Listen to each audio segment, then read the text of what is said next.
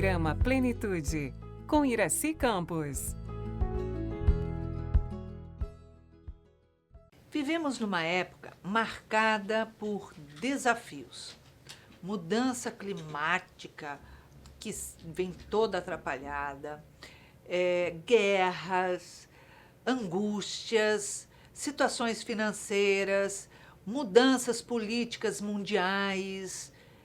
E nós aqui, com ansiedade, com preocupações imensas, aflições e tantas outras situações. Como no mundo de hoje, com tanta coisa acontecendo, e doenças e tudo, viver com esperança. Como acreditar que tudo irá melhorar e ter dias melhores. Este é o nosso episódio do programa Plenitude. Um programa que fala de corpo, mente e espírito para entrarmos em plenitude. Eu sou Iraci Campos e hoje estamos recebendo uma convidada querida do coração, que é Preciosa Signoretti. Ela é terapeuta e vai bater um papo gostoso com a gente sobre esse tema que é tão vasto e traz tantas preocupações para todos nós. Seja bem-vindo à Plenitude, Preciosa. Obrigada, Iraci. Eu agradeço o convite, a oportunidade de estarmos aqui conversando sobre esse assunto e vamos dar andamento para ver se a gente consegue chegar a alguma conclusão, né? Ou pelo menos vamos fazer aqui um devaneio sobre assuntos tão importantes. Né? Com certeza. Quando que a gente pensou que ia viver numa época onde acontecem guerras? Tudo bem, Irã, Iraque, já isso daí é histórico, parece que nunca acaba lá naquele... Mas tantas outras guerras e de forma diferente, e de repente um mundo de informática explodindo, quadros de saúde emocionais tão diferenciados que antes a gente não tinha, não ouvia falar, não sabia de nada. E aí a gente fala assim, meu Deus, o mundo está ficando maluco. Será que vai acabar? Vai acontecer o quê? E a gente fala, dá para ter esperança? Dá. Eu acho que a esperança a gente nunca deve deixar no nosso fronte, né, na nossa expectativa. Mas você veja bem, o excesso de informação, ele está muito, muito forte, muito agressivo. A informação vem de todos os lados e tem as fake news, né, que a gente hoje tem que aprender a conviver. Tem a IA, que agora simula situações que a gente fica na dúvida. Será que isso é IA? Será que isso é real? Tudo que a gente vê, a gente fala, será que é de verdade ou é mentira? Pois é. Aí a gente vê que as coisas são assim parece tão verdadeiras e a gente fala assim, mas será que isso aqui é real? Isso aqui aconteceu mesmo? E essa dúvida já está gerando ansiedade há muito tempo nas pessoas. Sim. O excesso. E agora a gente percebe que até as crianças estão viciadas, né, na internet de uma forma assim abusiva. Elas estão reféns da tela.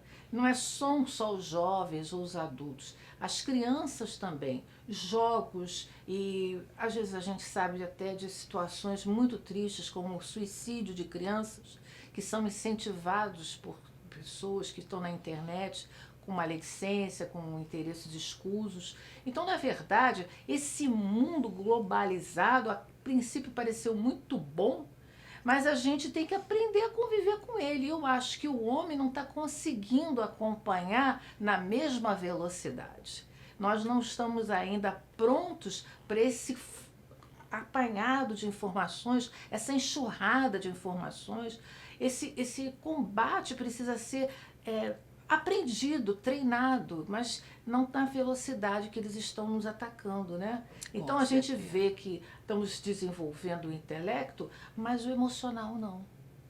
E a gente esquece que tem um Deus que orquestra tudo isso, que tem um Jesus que nos mantém juntos, que nos mantém com seus cuidados. A gente não está à deriva, mas a gente fica abalado e a ansiedade assim está avassaladora. O Brasil, primeiro lugar no mundo, um Brasil que não tem guerra, quer dizer, guerra tem, na verdade tem. Peraí, deixa eu consertar isso. Temos sim muitas guerras aqui de narcotráfico, tá? Então temos sim muita bandidagem, que não deixa de ser guerra, porque o que se matam no nosso país é mais do que se mata na guerra. Tem pesquisa sobre isso, mas não é esse o caso, tá? Então, a gente vive num país lindo, com uma população acolhedora, calorosa, e é o país mais ansioso que tem. E a gente vê que isso parece que tomou uma velocidade incontrolável, porque não existe ainda políticas públicas, e eu acredito que elas vão acontecer, essa é a esperança, né? De que essa possibilidade não esteja muito longe, porque a coisa tomou um vulto tamanho, né? Essa guerra, esse mundo assim perdido aparentemente, porque como você mesmo diz, tem um Jesus no controle de tudo isso, não podemos duvidar em nenhum momento disso, mas a gente se sente um pouco às vezes desprotegido. A sensação é essa, né? Então a gente tem que ver que, por exemplo, existem muitos casos de suicídio, a gente no Centro Espírita tem essa visão mais ampla, que muitas pessoas, por não terem informação, nem têm essa informação, né? Então acreditam que essa é um pouco de conversa, mas não, quando a gente vivencia isso mais perto, a gente vê que se não há ainda o fato consumado, há muitas intenções, né, de pessoas perdidas e já pensando em tirar a própria vida, sem esperança, sem horizonte, vendo que as coisas não acontecem.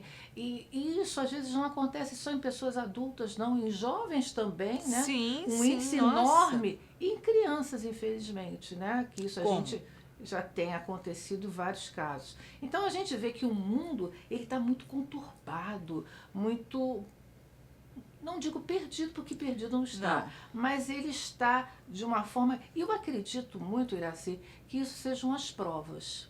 É a prova que a humanidade está passando, porque a gente está passando pela transição planetária, né? Estamos Sim, em sim. processo. Então há um momento que a gente tem que conviver com essa loucura toda para que haja um filtro, uma depuração do certo do errado, separando o joio do trigo. Essa limpeza espiritual, ela está em movimento, ela está acontecendo. E nós não percebemos, porque nós estamos muito envolvidos. Mas ele, que está no comando de tudo, está fazendo o trabalho de justamente fornecer a nós a oportunidade de reinventar a nossa vida, de mostrarmos resiliência de fatos que nos acontecem e a gente não pode evitá-los. E tudo isso são provas que nós estamos passando. Eu acho que a humanidade está vivendo, as nações estão vivendo momentos de transição planetária muito, muito fortes. Você sabe que você citou aí sobre provas e expiações e tal. Eu estava fazendo uma palestra no sábado, numa sexta-feira anterior, e o livro que eu peguei foi Mereça Ser Feliz, de Joana de Ângeles e Divaldo Franco. E justamente era um capítulo que ela dizia assim, então, um monte de coisa acontecendo, um monte de situações, e ela dizia assim, uma frase: você fica preocupado se você está em expiação ou seria uma prova?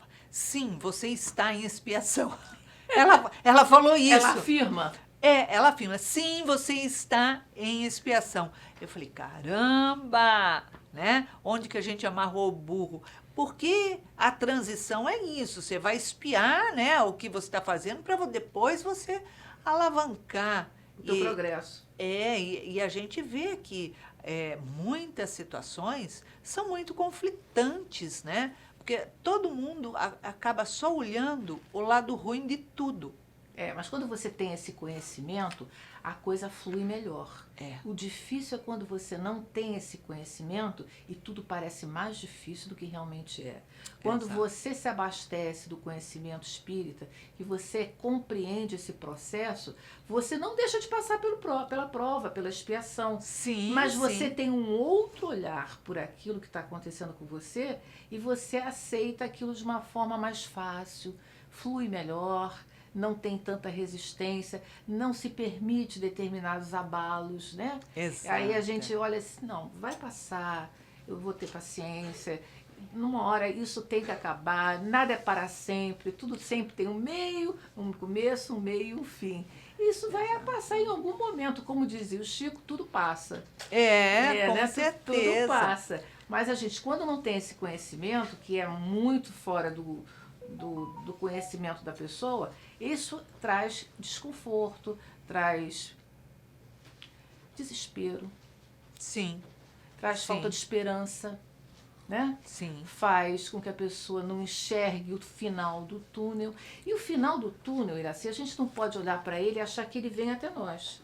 A gente é que tem que passar os atropelos, né? Os atalhos, para chegar lá no final do túnel. Isso é o quê? O autoconhecimento, a reforma íntima.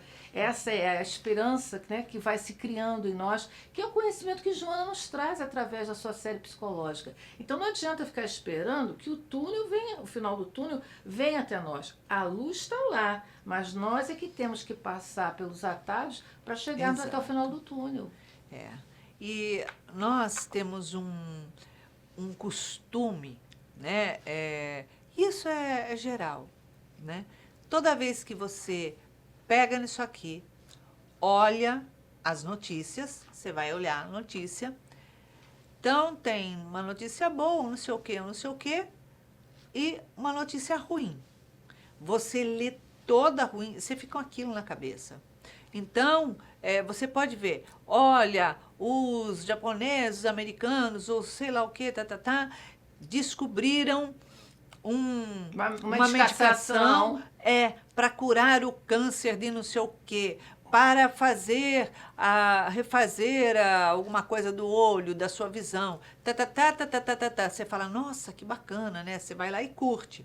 E aí você vê uma notícia, porque teve isso, um acidente, os bandidos levaram, fizeram...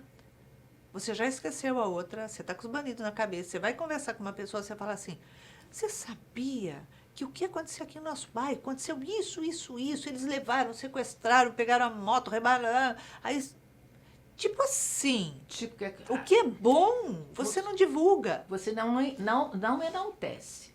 Né? Por exemplo, descoberta de um medicamento que em pessoas que estão no processo inicial do Alzheimer vão poder tomar para retardar a evolução da doença, não a cura.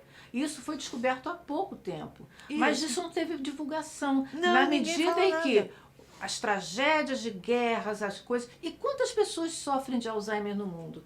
Quantas pessoas vivem com essa condição e familiares dentro de casa? E os familiares. Exatamente. Então não é uma notícia qualquer, mas que não tem a relevância, a projeção de uma notícia que às vezes assim, assaltaram não sei quem na Avenida das Américas. Gente... Não é que a gente esteja banalizando, mas a pessoa dá uma importância e se alimenta daquilo. E essas notícias ruins, quando elas são absorvidas em grande quantidade, elas baixam a nossa vibração. Total. Elas baixam o nosso psiquismo. E a nossa imunidade mental abaixa. e física. Porque na mental, ela sendo rebaixada, ela implica diretamente na tua saúde. A psicossomática fala disso. Que as doenças vêm da nossa mente. Então, vai repercutir nas nossas células, no nosso organismo como um todo. Então, você às vezes fala assim, fulana está deprimida. Mas o que ela assiste? O que ela vê na TV? O que ela procura de notícia? O que ela fala? Né? Lê um livro, tem uma previsão de uma palestra. Quando ela vai buscar... Não é para se ignorar, para se informar. Exato. E não buscar outras coisas, mudando a sintonia. Exatamente. Você não pode sair do mundo, porque você está no mundo. E o que eu posso fazer para me manter em segurança, eu, a minha família. Lógico. E acabou. Não é você vivenciar aquilo, se alimentando daquela energia, porque essa energia é tóxica. E você não vai mudar nada se alimentando disso. Exato. Você não vai contribuir em nada. Nada vai ser resolvido por conta da sua... Porque a gente pode fazer alguma coisa. Não é alardando isso. É mudando esse governo que está aí, esse STF, é mudando tudo isso, essa sujeira que está ali. Sabendo quem que a gente vai eleger em cada local com consciência. Sem falar, eu gosto de fulano, eu gosto de ciclano. Eu não tenho que gostar de ninguém. Eu tenho que ver o quê? O que é melhor para a população, para a melhora do nosso país. Ponto. Então, essa é a minha obrigação de cidadania. É Exatamente. fundamental. Agora, não adianta eu sair retalhando tudo o que acontece de ruim, né? E ficar fazendo terrorismo. Estamos vivendo um terrorismo no nosso país? Estamos. Ok, mas eu não posso alimentar e nem me alimentar com isso. Exatamente. Né? Então, eu vou trazer coisas boas, eu vou vibrar o bem, eu vou trazer mostrar que o bem também Tem espaço. acontece e muito. Tem espaço. Né? Tem espaço. O problema é que o bem está muito silencioso, o bem tem que começar a fazer muito barulho. Exatamente. Né? Na verdade, por exemplo, quando a gente, não sei se você vai fazer essa pauta mais adiante, mas, por exemplo, quando a gente se envolve num trabalho comunitário, num ambiente social, que a gente tem pessoas carentes, quando você se envolve naquela energia de poder auxiliar, você já está mudando a sua esfera, você está mudando a sua Sim. egrégora, está mudando o seu pensamento, porque você está voltado para contribuir socialmente. É isso que o cidadão pode fazer. É isso que nós fazemos aqui na casa. É essa mudança de comportamento, de progredir sempre, mas também olhar para aquele irmão que está do lado. Essa é a nossa contribuição enquanto cidadão, porque nós não temos a condição de mudar, né? Só se a população se reunisse de uma forma mais... Porque você no outro dia fez uma observação muito interessante, quer dizer, do futebol, né? Que você falou que... Porque teve a Copa e a gente sabe que eu fico revoltada com isso. As pessoas, a Copa, ela é o ópio do povo, é o anestésico do povo, onde ele procura enganar o povo, dar esse ópio para o povo absorver, se alimentar, para não enxergar, não lutar contra as sujeiras que estão acontecendo na política, no narcotráfico, em tudo quanto é lugar, né? Então, eu falo assim, a pessoa deixa de fazer coisa boa para correr atrás de uma bolinha. São 11 homens de cada lado correndo atrás de uma bolinha e o povo todo, a cidade, a nação para ficar assistindo isso. Agora, se a nação se reúne em todos os lugares, por que esse povo não se reúne conscientemente para lutar pelos direitos do cidadão, acabar com a política suja, com o narcotráfico, com tudo isso? Por que não sai de casa para fazer isso, para se reunir para isso? Não, mas para jogar o futebol, para falar mal, para... Então você vê, aí você fala assim, mas tem esperança quando eu estou usando ópio. Exatamente. Né? Mas não quando eu estou usando da minha capacidade de cidadã. Então, você vê uma situação... Os valores invertidos, né? Valores invertidos. Não é politicagem, eu não tenho político de estimação. Nem eu. A gente está falando de uma situação de caráter social. Caráter social, quanta gente passando necessidade. Exatamente. Quanta gente com esse frio não tem um cobertor na rua. Então, a gente, como cidadão, a gente tem temos esperança, mas tem que ter o movimento de cada um de nós para que isso aconteça. Porque não adianta você ficar sentado esperando que o mundo mude por si próprio. A gente, como cidadão, também tem que fazer a nossa parte. Também tem que se mobilizar, também tem que fazer movimentos de ajuda, de se envolver com o trabalho, dentro da nossa capacidade, porque se cada um de nós fizer aquilo que pode, muda-se muita coisa. Você sabe que nós fazemos no Seja o trabalho com os nossos irmãos que estão em situação de rua, né? E a gente procura fazer o quê? Despertar a consciência, apoiar, fazer segunda via de documentos, engajar num trabalho, colocar numa clínica para desintoxicar, arrumar uma casa para eles pequenininha, arrumar um emprego para se autossustentar, para mudar, para tirar da rua. E a gente procura fazer isso, né? Você falou de quem vive na rua não tem um cobertor, então nós levamos alimento, levamos o cobertor, nós vamos conversar, a água, o leite, para buscar tirar da rua, não para manter na rua. Só que tem um detalhe, conversando, isso aconteceu com mais de um, conversando com um deles, vamos trabalhar, vamos mudar a sua situação, a gente te ajuda com isso, com aquilo, a gente tira você daqui para você se empregar, temos emprego. Ele falou, não quero. Eu tenho o meu cartão de Bolsa Família, o meu cartão crack. Eu tenho o meu cartão para as drogas. Então, ele quer continuar se drogando porque ele está sendo financiado pelo governo nas drogas. Você não consegue tirar da rua. Então, você vê a situação. Porque isso é alimentado, porque isso é conveniente, né? É lógico, né? É conveniente. Então tem toda uma ideologia por trás disso e usa-se essas pessoas, né, mal informadas, sem nenhuma formação e informação, né? De forma que elas são manipuladas e isso retroalimenta essa situação que está aí e a gente fica nas mãos, né, cada vez mais de uma situação que não tem condição nenhuma de ser resolvida por uma sociedade bem intencionada. E dá para ter esperança, Preciosa? Claro! É claro que dá, Iraci. Mas a gente não pode ter a esperança baseada em fé cega. A gente tem que ter a esperança em movimentos ativos, em movimentos que a gente perceba que existe ali um movimento de trabalho. É o que você falou mesmo, a sociedade tem que se mobilizar, o homem tem que mostrar que ele está muito ligado no que está acontecendo, mas sim, você sabe que eu estava estudando e estava vendo que no Reino Unido a coisa é tão grave, né? Porque as pessoas ficam tão depressivas em função desse abalo de informações desordenadas, que lá existe o Ministério da Depressão.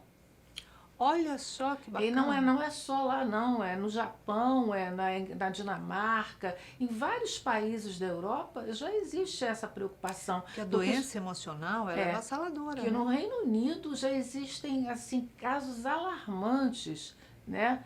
E a OMS contribui com isso, que existe uma quantidade absurda de pessoas em processo que veem isso como situação de saúde pública. Mas nós aqui ainda não temos. Nós recebemos aqui várias situações, mas eu digo que 90% está envolvendo depressão. Né? Pode ser uma até doença. Criança, né, exatamente. E aí a depressão ela vem por falta de esperança, por falta de olhar para o futuro e ver alguma possibilidade. E os jovens hoje em dia... Falta de religiosidade, também, sabia? de espiritualidade. Não digo só eu não falo só da doutrina espírita. Não, a religiosidade como um todo. É agir, né? A fé. Né? Não é carregar uma bandeira de uma religião. Eu sou católica, eu sou evangélica, eu sou budista. Não é isso. Mas ter religiosidade. A base. A base, né? E há pais que acham que isso não é importante. Eu acho que isso é fundamental. É fundamental para todos os lados. Para uma criança, para um jovem. Um jovem que não tem uma base formada dentro de um lar, construído com algum tipo de crença, ele fica totalmente perdido quando ele parte da área de adolescência para quando ele vira adulto. Essa transição já é muito difícil por si só. Mas se ela não tiver uma base consolidada, ela fica pior. Quantas pessoas você vê perdidas, sem esperança? Eu hoje, inclusive, atendi uma pessoa assim, que ela estava realmente uma pessoa que estuda, que tem uma formação boa, formada, e ela totalmente perdida, sem saber por que as coisas não aconteciam na vida dela. E eu falei assim, mas você... Aí ela falou assim, eu não vou ao SEJA porque eu não tenho fé. Aí eu falei, minha filha, se você não tem fé, você não tem nada. Porque a fé não é só em Deus, como é nas coisas que a gente faz. E através de ter fé nas realizações das minhas coisas, eu consigo ter fé em Deus. Exatamente. Isso é uma fé. Ela diz, não tenho fé. Aí eu falei, então você não Ela está vazia, ela está precisando de ajuda, né? Exatamente. Então, a falta da espiritualidade é que nos traz. Então, isso aí é total. Eu acho que isso faz toda a diferença. É isso aí. Preciosa, obrigada pela sua presença. Uma alegria ter você aqui com a gente. Obrigada, querida. Então é isso. Vamos trazer Jesus para dentro do nosso lar. Vamos trazer a religiosidade na prática das nossas vidas, no nosso dia a dia, no nosso exercer de cidadania, com o próximo, com a pessoa do supermercado, com quem trabalha na farmácia, com um policial de trânsito, seja quem for, nós temos que ter religiosidade. Existe um Deus que tudo isso controla, tudo isso administra, e Ele é Pai. E como todo pai, quer o seu bem, trata de você, cuida de você, ama você, protege você. E Ele tem um propósito para a sua vida. Se reconecte com Ele. Mas antes de encerrar, olha só, temos aqui um recadinho mega importante. Anote na sua agenda. O Seja Barra vai realizar o seu 11º congresso. Esse congresso será realizado no dia 23 de maio de 2027. Será no Qualistage Hall, que fica no shopping Via Parque, na Barra da Tijuca, no Rio de Janeiro. O tema desse congresso é de arrebentar. A luz continua acesa. 100 anos de Divaldo Franco. Ele esteve em todos os nossos congressos. E esse, com certeza, estará também. A sua luz sendo o nosso farol nesse congresso. A psicologia espiritual ali com todos nós. Os convidados palestrantes já confirmado: Alberto Almeida, Simão Pedro, Irvênia Prado, Mário Sérgio Almeida, que é o presidente da Mansão do Caminho, Cristiane Niero, e temos outros que serão confirmados ainda e muita surpresa pela frente. Então fique de olho nas nossas redes sociais, que assim que lançarmos o primeiro lote, compre rapidinho a sua credencial parcelada bonitinha e, lógico, vai garantir a sua presença, porque 4.000 credenciais, ó, voam rapidinho. Então, vem com a gente que você não vai querer ficar fora dessa, tá? Um super beijo carinhoso e estaremos juntos.